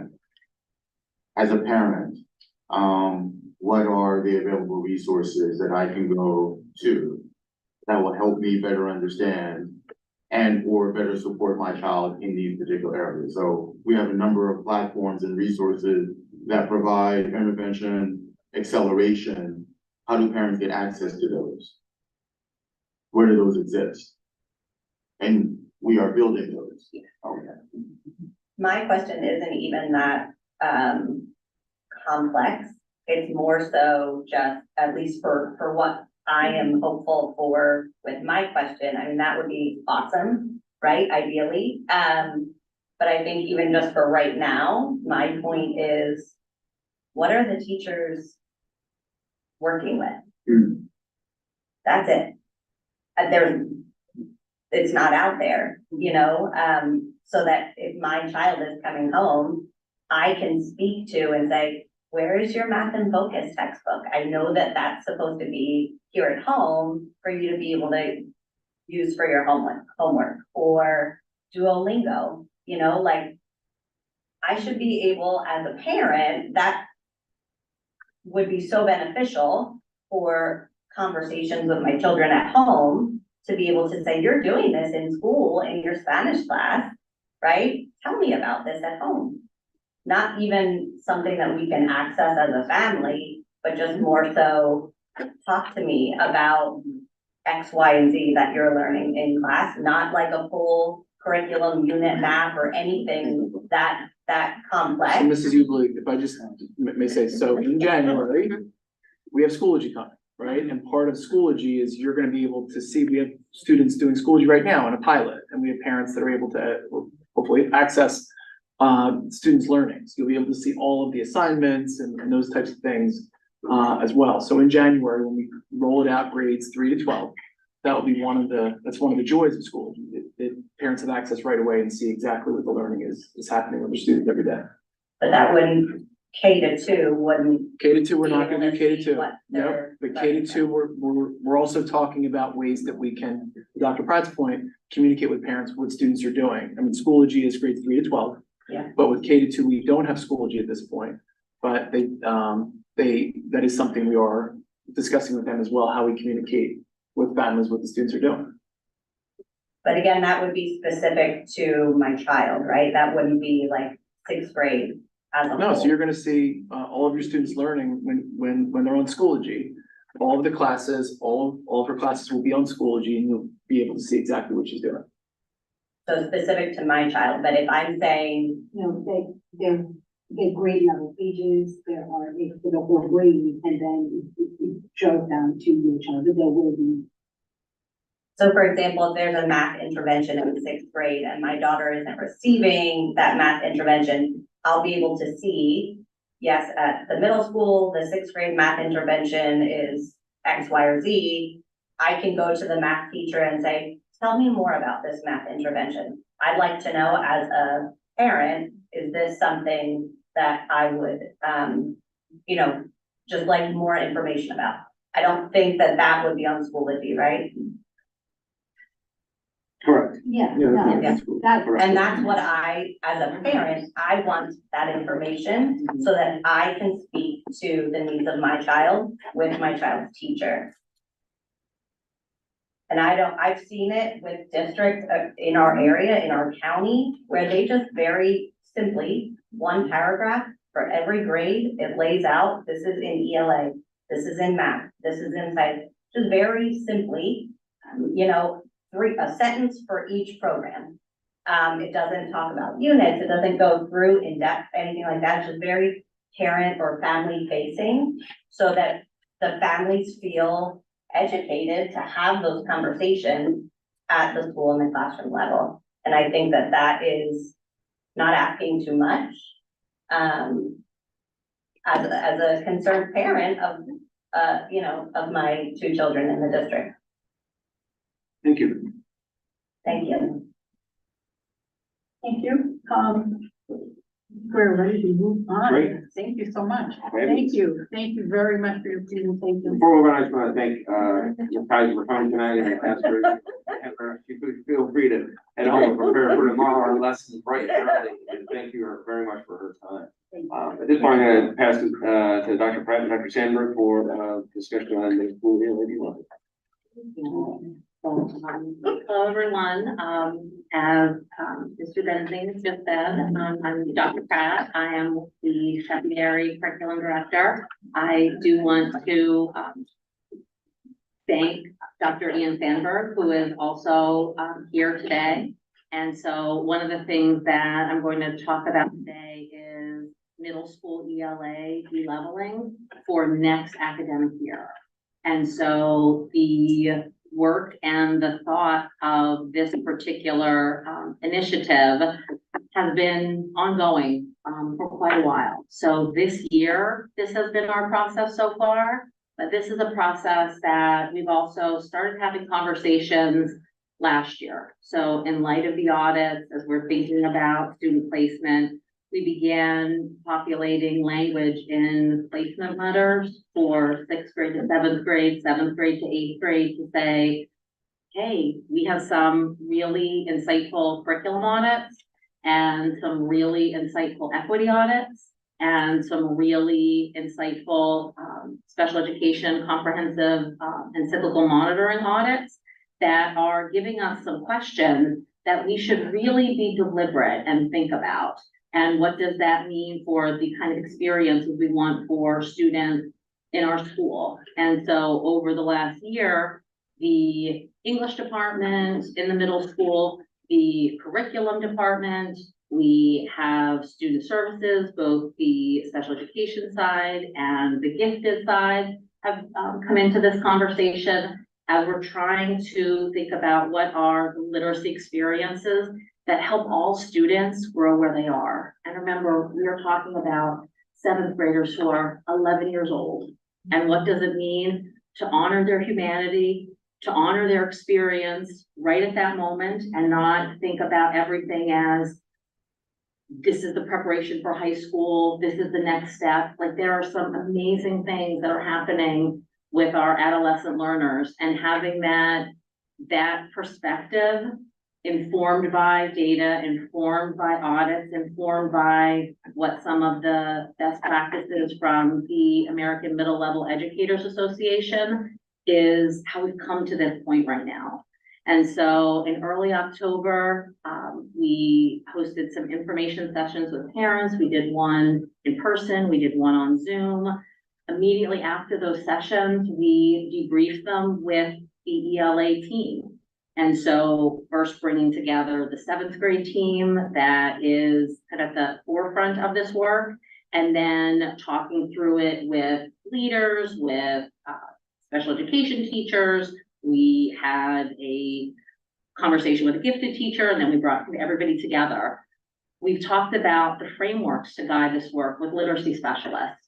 So as we're thinking about this work, as Mr. Benson was talking about, it is really valuable that we're building frames, that we're building habits of mind, that we're building dispositions that will carry students, not just through 7th grade ELA, but through their life as literate readers. Kind of a sad fact that I'll share. There are an overwhelming number of people, around 70%, who when they graduate from high school, do not read another work of imaginative fiction for their life. And so we think about kind of the effort and the energy that we put in. And so Of the general population. And that will be shocking in a space like this where you have 2 of the highest circulation libraries in the entire country. But that idea of cultivating a literate spirit is at the crux of this work, and cultivating that literate spirit for every learner, for every student who at 11 years old has so many ways to grow and be and change. Again, we also had departmental discussions. There is some curriculum building that happened on November 7th. And then today we're doing the educational affairs update. Because it didn't happen yet, I didn't put it on the slide, but we have some time planned where the 7th grade team is getting together the last week in November. And they were very excited to kind of get started on this work. And I was like, let's make sure everybody's in the conversation first. And then there is some work in mid-December as well, so that we can very thoughtfully invest time this spring so that our students next year have the most amazing experience possible. So what exactly is de-leveling? How are we defining it? What is kind of the language that anchors us? We are defining de-leveling as the process and the practice of conscientiously avoiding the sorting of students into different levels of courses when they are expected to access the same curriculum. And to be clear right now, if you are in 7th grade ELA enriched, or you're in 7th grade ELA core, you are reading the same materials. You are held responsible to the same standards. You have access to the same high-level assessments. So here they call that level a Black Diamond assessment. In a core class, you have access to all of those experiences. The one thing that is different is this kind of purposeful sorting of students, and that's what we're trying to interrupt. So why would we do that? Much of this is informed by what our audits found. And so these are paraphrases of findings and generalizations that came directly from the Hanover Equity Audit, which pointed out explicitly and unquestionably that in this district in particular, academic tracking locks students into courses early. And unless there are purposeful interventions by adults, students tend to stay on their de facto track. The equity audit also pointed out to us that access to advanced coursework is limited for some students. And much of that depends on experiences that are occurring relatively early in students' academic lifetime. And I'll go back to what I was saying in the beginning. These are students who are 11. Think about how much our 11-year-olds change over the course of a year in terms of the way they can understand complexity, in terms of the way they understand nuance, in terms of how their interest changes. And we're thinking about literacy. Your background knowledge and level of interest in a topic can help you be really strong in a given literacy task, and to see how we can channel that. Our curriculum audit has also pointed out to us that we as a district will benefit from more tightly aligned curriculum. And when we look at how we build curriculum in general, that idea of more tightly aligned curriculum does not mean rote learning. It does not mean a scripted program. It doesn't mean every person being on the same page at the same time. But what it does mean is a shared understanding of this is what we want our students to know and be able to do. And as we are building this reimagined 7th grade ELA, we are doing it from a curricular center that we think is going to be really good for students. And I'll talk about that in a later slide. We also have pieces of the cyclical monitoring audit that talk about the least restrictive environment for students. And least restrictive environment is good for all of our learners. The idea of being exposed to different perspectives and different ways of thinking and being able to navigate the joys and challenges of talking through and in some ways wrestling through things with other people who may or may not have your life perspective or life experience. There is value in that. And so the idea that we are, our LRE is lower than restricted and it's cited as problematic. And how do we interrupt that? So we think we have a multi-pronged solution. We also want to point out that enriched ELA hasn't always existed. And so when something exists in a place for a decade, it might seem like it has been in place forever. But before 2012, there was no such thing as enriched ELA. And enriched ELA has looked markedly different over the course of time in this district. And another piece, just because I'm a trust but verify kind of gal, as I read the findings in the audits, and I thought about, like, is there really kind of an impact on kind of track and where students are moving? And are we sure that we aren't limiting opportunities for any kids? So can we think about where have kids landed after they have taken core and after they've taken enriched ELA? And one of the things that we found is that pre-enriched ELA, the number of students that were in 9th grade honors class, on average, was plus or minus 3 students. So that question of, are there opportunities that are limited? for students as they're entering into high school. I know when we make a change in middle school, that is sometimes a concern. That's something that we looked at very early in this process, and much like doctors desiring to do no harm. So why are we making this change? And I'm just going to go through kind of a few statements of belief. So we're making this change because, as we said, leveling can place students on a track that they can never change without purposeful adult efforts and interventions. And if we look at this kind of quick data set here, if we look at the cohort of students who in 2019, 2020 were in enriched ELA, we look and we see that there were 7 sections of students. When we follow that same cohort of students and we look at them as 10th graders, there's actually 6 sections. We lost some kids. We had some kids who were like, you know what, like honors, like not for me, kind of stepping away from it. And you really want those numbers to go the opposite direction. Like we want to gather more kids. If we look at the cohort information underneath, this is an example of a purposeful adult intervention to try to invite additional students into higher level courses and to purposefully knock down barriers. And so that 8th grade cohort in the same year, there were 6 sections. If you look now, there are 7 sections of honors level work because we made efforts to open up AP language and count it as a core course credit. Previously, it was only elective. So before you could take AP language, you needed to take English 11, and then you would need to take an additional English course. And to think about how could this course be open? The course was always open to 11th and 12th graders. But what does it mean to open up the course and invite students who might not have thought about taking the course to purposely reach out and say, try this. This might be kind of a good stretch for you.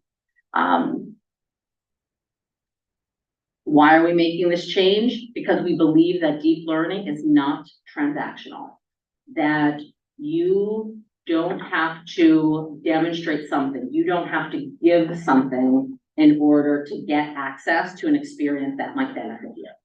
And so the idea of enriched and engaged learning opportunities, they shouldn't be a privilege to be earned, but they should be something that we want to afford to all students or all learners. And we want to be able to do that when and as students are ready to embrace them. Why are we making this change? Because performance grouping isn't the same as ability grouping. So ability grouping has that kind of, that focus on potential, not current achievement or behavior. So we really have a model of what we call performance grouping here. But what is something that Denise Pope points out in her book entitled Doing School is that in systems where you have students that kind of do school, they're compliant, they do what the teacher says, they complete assignments, but don't necessarily internalize the work.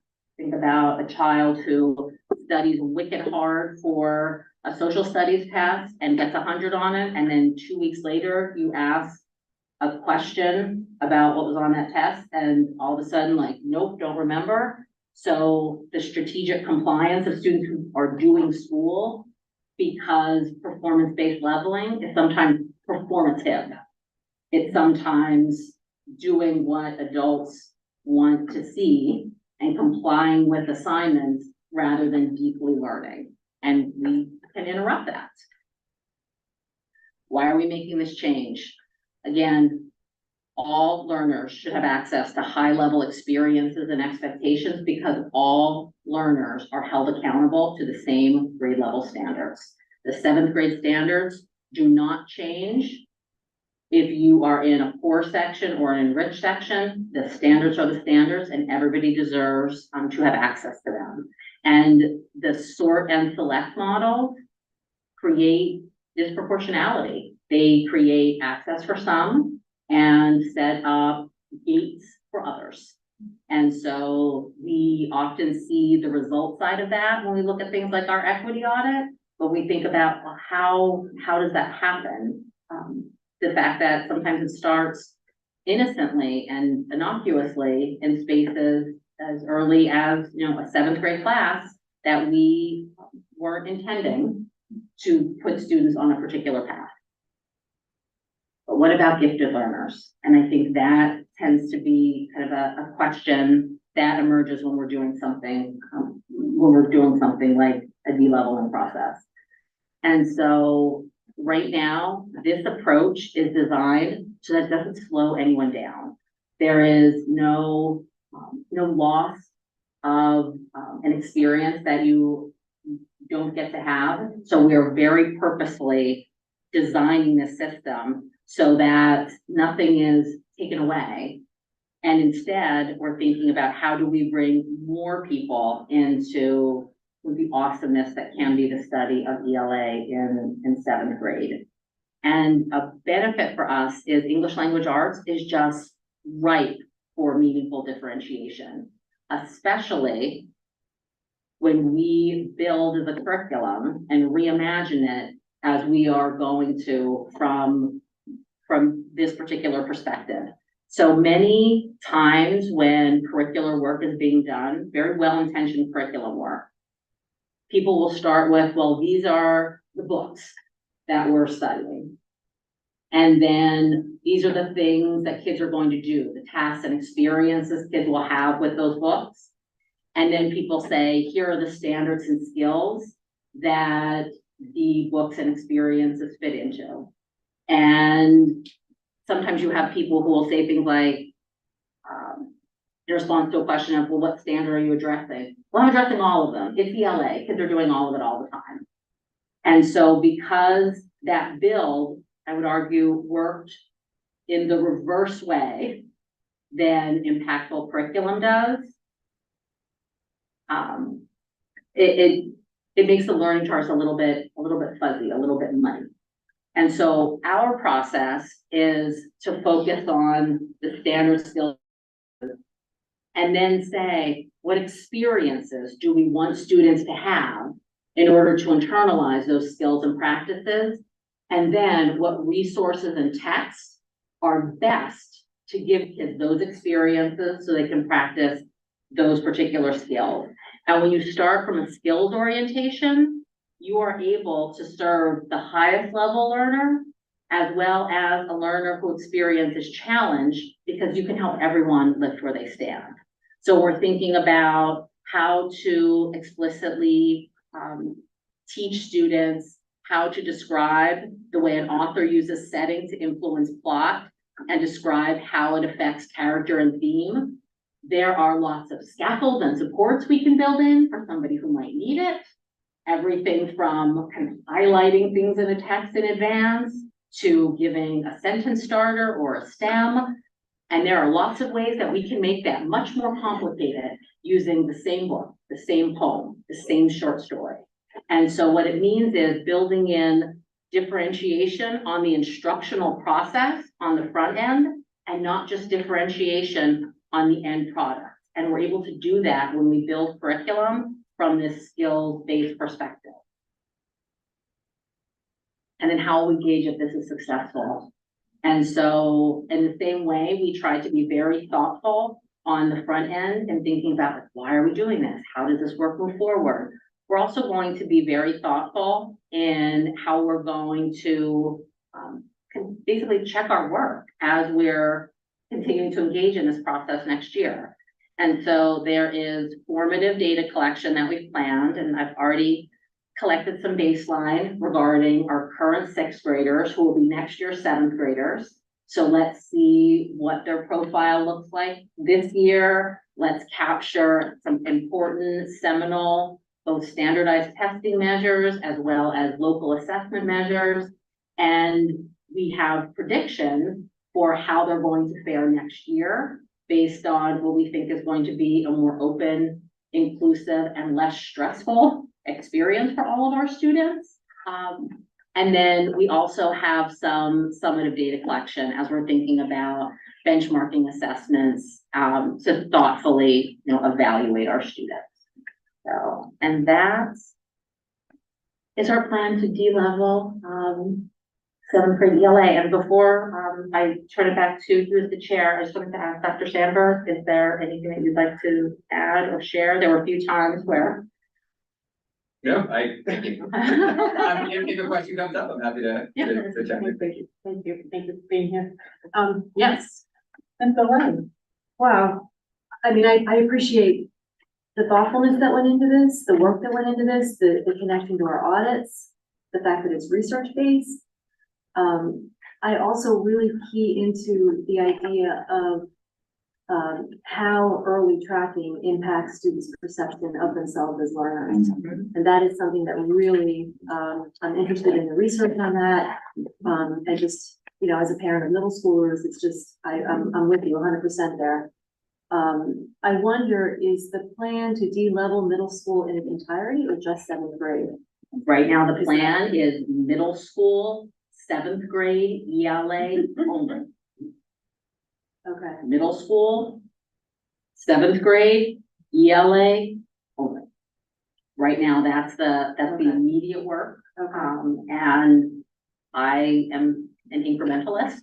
I believe in us being very thoughtful and very deliberate. sure. And we go back to how are we ensuring that we are providing the best experience and doing no harm? Okay. And then along those lines, I wonder about what supports will be provided to teachers, because it seems to me that their ability to differentiate is going to be the crux of the success of this. So what supports will be put in place for them to be able to do that successfully? Wonderful question. So one of the things that we're trying to do is making lessons and units that are differentiatable based on their design. So when we think about that kind of clear learning target and saying like in 7th grade, we go back to the example that was on the overhead about students being able to state something about the relationship between theme and plot and character and setting, to think about what texts have enough that you can find multiple examples. And this comes back to the experience before formality discussion. So what does it mean to say, what did you notice in this text, knowing that we were just talking about setting and theme? And there are students who are going to notice things that are very obvious. I noticed that this took place in a hotel. There are going to be students who are going to notice and remember, well, wait a second, setting isn't just place, it's also time. And they're going to say, oh, it matters that it always took place at night.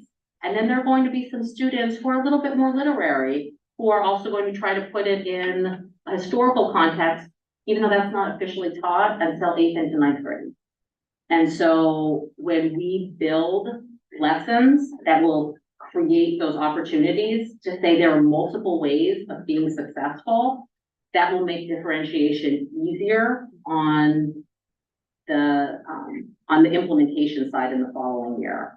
We're also trying to give ourselves time over the second half of this year to build as well as to plan for explicit differentiation on some core benchmarking tasks. So that's, there are some people who are like, oh my gosh, we could have done this year. And I was like, well, I don't think we could have done it as well as we will do it next year, because we're trying to do some of that front end build now so that people can be successful next year. So, and an important part of the build team, not only will there be ELA teachers, not only will I be there at the table, but also at the table, we have a gifted educator and a special education educator. So to think about what it means to do that build on the front end with all of those smart, dedicated voices in the room. Thank you. That's it. When you say you roll this out to parents, am I missing something when, on the first meeting that was held in person, I believe you said there were 12 people that signed up, and of 12, only 6 showed up? And then you did a Zoom meeting and there was 13 that signed up and only 5 showed up. So how are 11 parents representing the community of the seventh grade parents? How are you being transparent with rolling this out? Isn't there something more that you need to do to reach more parents? Maybe have a night auditorium, they come in at, well, I guess they can't do it during the day, but at night, like a conference, like set it up like a parent conference thing, that the parents have to show up to hear about this, because this is their child, and this is what we are planning on doing. So, looking backwards, one of the, that October 2nd parent night, that was an evening meeting. And then the Zoom meeting the next day, we made it at lunchtime to try to make it as accessible as possible to as many people as possible. Kristen Nsenka, the middle school principal, Dr. Nsenka, also sent out a blast to all middle school parents as well as a reminder. And then every middle school ELA teacher sent home a letter at the beginning of this year when they were doing their initial sign of the syllabus that explained for next year, for the spring, this change would be taking place. And if people had questions, to contact me. We put my direct number and my direct email as the point of contact in that letter. So there are always ways that I think we can communicate better. And I think it's really important as a school district that we're always striving to reach as many people as humanly possible. But those are just some of the things that we tried to do on the front end. One of the things that I had also shared during both the in-person and the Zoom meeting is I would like to be able to update people on how both the planning and the implementation is going. And I asked those people who were able to join us, and people sometimes don't come to events for a whole myriad of reasons. But the next time we come together, bring 2 friends to and keep the conversation moving. Well, maybe, I don't wanna get called on too many questions, but this is imperative, because it's in the spirit of transparency. You're saying that you reached out to parents and you only talked to 11 out of the whole 7th grade students. How many students are in the 7th grade? That doesn't even represent a pica of the households in 7th grade. So for you to say, well, the principal put it on e-blast, well, obviously a lot of people didn't get it. Or because it was put in the syllabus. But if parents weren't made to sign and date something that said that they got this information and it's on file, that you can look and say, yes, we did present this to you. So, So, as a matter of practice, many ELA teachers do ask for parents to sign the syllabus and the course placement letter. That's not something that I double check or go and demand to have a copy for my own files. But part of the reason why we explained this effort in that placement letter that was shared with ELA teachers is that's a speaker who you would be very attuned to their message. And so we explained it in writing, offered to explain it orally, offered to answer questions, and then we'll continue to try to engage in different kinds of outreach. And like I said, can always be better tomorrow than we were today, but being clear and explaining this is what we're doing and this is why we're doing it. And there were parents who reached out to me by phone to have kind of a quick conversation. Listen, I'm all on board for this. Now, you can't convince me of the Desmo, but this is something that makes sense. That seems to clearly be addressing the strategic plan and align up with the strategic plan. And to address some of the deficits that we received through our audits, which were not very good. No one in here can be proud of those audits, and if you are, I don't know what planet you're on. Also, can I just add, a lot of people actually do know about this, because I've been getting, whether or not they showed up. I do wanna sort of let you know that I have gotten a good amount of email texting traffic on this, so more, so there are people who know, it's known, they might not be showing up. That doesn't mean that we shouldn't continue that outreach, but I just wanna make sure people, it's not an unknown thing that's going on. Well, how many people have you gotten tracking from? 100? 5 or 6. I think you're Okay, overestimating. I think you're yeah, So now overestimating. you're saying that you have. Yeah, but I'm also recognizing it's 5 of 9 and we have a whole nother topic. So I think we need to move along. I wanna make sure people, the one person who's sitting here gets a chance to ask her questions. Yeah, thanks, Mary Jo. I just wanted to say, a comment, a quick question. I want to congratulate the administration that worked on this, because I think it's a tangible result of our audits that we took an audit, we saw there was a result, and we're doing something about it. So it's, I congratulate you on that. And to your point, actually, to the next point, it makes sense. So it's hard to argue that. So it's something that I think a lot of parents read it and they say it makes sense, and then that's it. They're not really worried about it. Most parents, I'm sure you've heard of, but the only concern is, well, would it hurt my child? And that was my first question until I saw your explanation. So I don't need to ask you that question because you explained it. My only question that I had was I was watching those cohorts going into honors in high school. Does this change the way, or will it change the way that the teachers, do they still recommend kids for honors? Will it be a different process? So same. Great question. So going forward, there will still be honors 9th grade. And so there will be 8th grade teachers this year and next year who will recommend students for an honors course or a college preparatory course.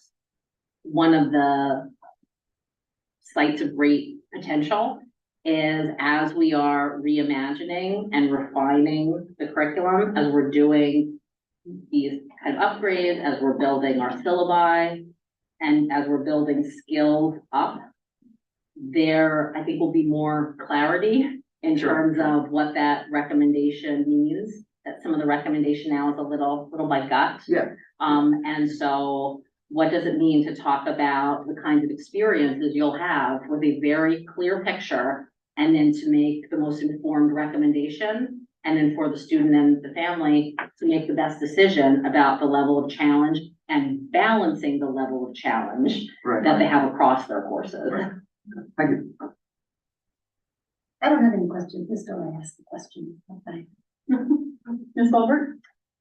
I just need a couple clarification questions because I'm not on this committee and I don't come to every single meeting and whatever.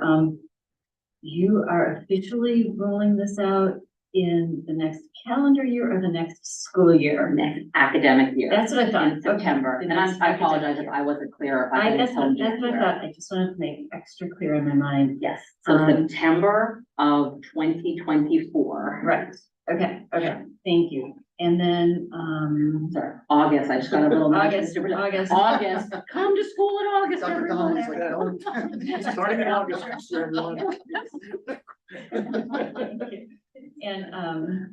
And there was, so after 7th grade, as of right now, then our 8th graders do still get sorted. Is that correct? I just For now. And right. so the That's plan, what- just that's to be your an point, incrementalist. Yeah. Next year, all of our focus, all of our building love, like in both senses of the word, we want to throw the department's energy into how do we make this work in 7th grade. And then when, and assuming the success that we believe is going to take place, then next year we throw that love into 8th grade. Thank you. Okay, and first of all, I'll try and compact all this.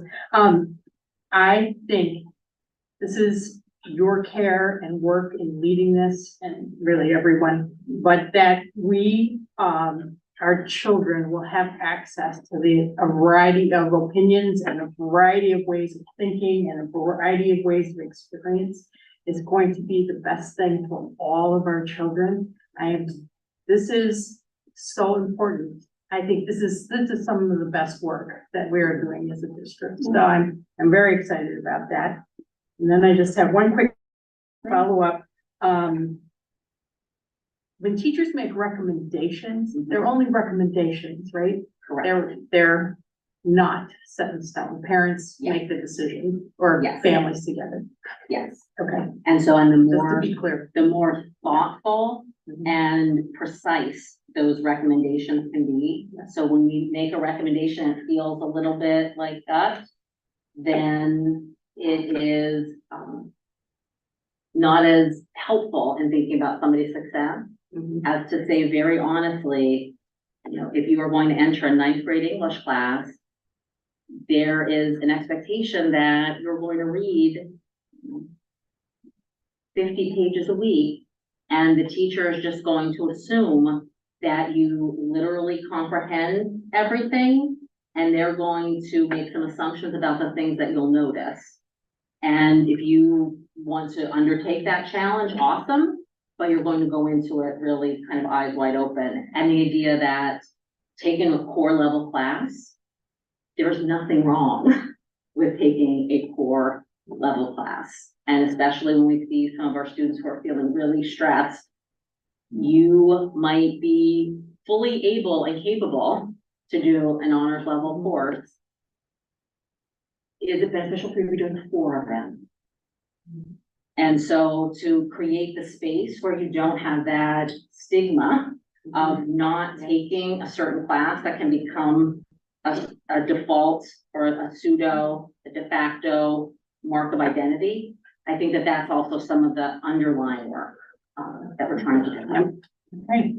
Can I just add, I think that's repeating what you said, I think the idea is we want, which I think we agree, like a truly egalitarian system, right? And I think that what that means mathematically is students are sort of going down and up, kind of at like sort of random intervals and equal to each other. I think the issue, again, at the expense of repeating what Dr. Pratt already said, is that the earlier we do that in a 6th or 7th grade or 7th grade child, that is not, it becomes more static later on. This is kind of verified by research, right? It's like, we're operating under the illusion that these recommendations are very fluid, but we're hitting markers as a result of going through one track at a very, very young age, so that, you know, that recommendation is sort of a foregone conclusion in some ways, and then I'd be putting too fine a point on it. Yeah, thank you. Thank you so much. I have nothing, I just wanted to make a comment. Thank you all for your work. I appreciate this discussion. I have to go, but I just wanted to part with that comment. I just really sincerely appreciate being part of this discussion. I'm new to the district, and so just trying to learn and take in all I can. Thank you. Thank you. All right. Oh, absolutely. Of course. Ms. Dolay, as you were talking about your interest in learning identity, I want to recommend, if you have not, a good book for you. Stan Wortham was one of my professors at Penn, who's now in Boston College, and he wrote a book which I referenced in my dissertation because I was really interested in the way in which particular students, specific students of color, are socialized in particular ways that lead them to thinking that this is who I am, this is what I do, this is what I'm only good at. And I looked at African-American males and athletics and did research on the socialization of Black boys in athletics. They're more likely to see themselves as athletes than they are mathematicians. And their peers, as a result of that socialization, are more likely to see them as. So they begin to manifest that. It also was around behavior. When you label a student as disruptive, they're more likely to live that experience. So it's called learning identity. The joint emergence of social identification and academic learning. Absolutely fascinating research he did here in Philadelphia over a number of years in multiple Philadelphia schools, just looking at the way in which children themselves self-identify, educators unintentionally creating conditions in the classroom that their classmates now start labeling those children as such, and then those children manifesting that as a result of that. So it's really good. I really recommend it. You read it, so I thought it was so it was good. You'll enjoy it. So you can add on to your laundry list of books to read. Will do. Yeah. I think that is all of our questions. Great, Thank great. you. We're gonna move on to the last topic, and that is an overview of some new courses that we're looking to include in the student guide for the high school for 24-25, in particular, the advanced placement pre-calculus course. This course is, first I'll lead off with the stock kind of description of the course, and as beautiful as that first bullet might seem to me and other mathematicians in the universe, I'll say that the short of it is this idea of relationships, one-to-one relationships. If everyone in the room, we were to make a list of all the wonderful side dishes there are for Thanksgiving, and everyone would now were to ask you all and say, pick your favorite. It might take you. Everyone would be, required to have one favorite, and it's possible that Miss Whitsett and Miss Witkowski-Smith might pick the same favorite topic. But what's not possible is that Mr. Henry's gonna pick two. He's not allowed to do that. That relationship, that predictability is the idea and the heart behind this pre-calculus course, behind this one-to-one relationship with mathematics. One mapping into one, many people can map, we can all pick the same favorite topic if we want, but it's important that we can predict what Ms. Woke's gonna pick for her favorite. And that's the idea of pre-calculus and the study of that. This course already exists for us, to be completely honest. We offer it at a college preparatory level, we offer it at honors level. What we're doing here is we're introducing this idea of advanced placement pre-calculus, we're going to try to open up access. Historically, that honors level pre-calculus course is, as we talked about already tonight, been an output and an exit course in some instances for honors level students. With this particular course, as we roll it out, the intent is that the prerequisite here would include any student that's graduating high school. Our hope is to try to scoop the 5 to 10 students that were looking for mathematical challenge all the way through. For those students that grew later, if you believe in this idea of a growth mindset, maybe they grew a little bit later on in their mathematical career and they want that additional challenge at the very end. That's why we're rolling this out next year. Increased access, increased application. And quite frankly, it's a nice improvement on the traditional pre-calculus course, and that there's a ton of modeling, which we're finding more and more relevant, I think, with our graduates, that it's not only necessarily to predict the functions, but to take a look at data and model appropriately. The commitments in terms of time and cost, our hope is to identify 2 teachers that we would need to provide supplemental training this particular summer, and then the requirement would be also from the College Board that we would take a look and update our textbook. Which is not necessarily a bad thing given the date currently of our pre-calculus textbook. But we're really excited about this. This is a really a significant change in who has access to a College Board AP level mathematics class. That's now accessible to everyone. And our hope really is that they might get hooked and say, I really want this all of a sudden, and consider some level of calculus after that they haven't had that access to in the past. We've had a lot of conversations already as a department about a longer plan and how this could extend and what supports we can put in place anticipating this, not only necessarily the training for the teachers and how to widen the gap or widen the access to this course. We're talking about being really explicit and preemptively, a bit of a early boot camp for some of these students that we can identify and say, before we support them so they hit the ground running on the first day of school. We don't necessarily have a pre-teaching almost per se, what's coming down the road. So we're in the works for kind of developing that now. But this is on our radar, where we've done a lot of research, I think, on this. Initially, the pre-calculus came out last year. And when we took a look at it as a curriculum team, we realized this thing's kind of half-baked. And lo and behold, about 2 weeks before the start of school, the college board said, we need to adjust some things. And glad we weren't on that train. So that settled down a bit. We're gonna see how things go up for some of our colleagues in other districts before we jump on board next year. So that's I'll try to be as succinct here as I can on this one, given the time we think, but I wanted to give an overview of that new addition to the silver guide for this. I think. With that, I ask if there's any questions. Any question, Ms. Solé? No. Ms. Thank you. Wissett? No. Mr. Henry? Just a comment and a request. I think it's a great idea. We're trying to be competitive, we want to be the best school. We want to be the best school. Sorry, just stop right there. And I think this helps us, to have it. Every college, from my limited experience, almost every college requires a pre-calculus class, even if you're not a science or math major. My son's in it right now, taking it, and he's miserable. That's an aside.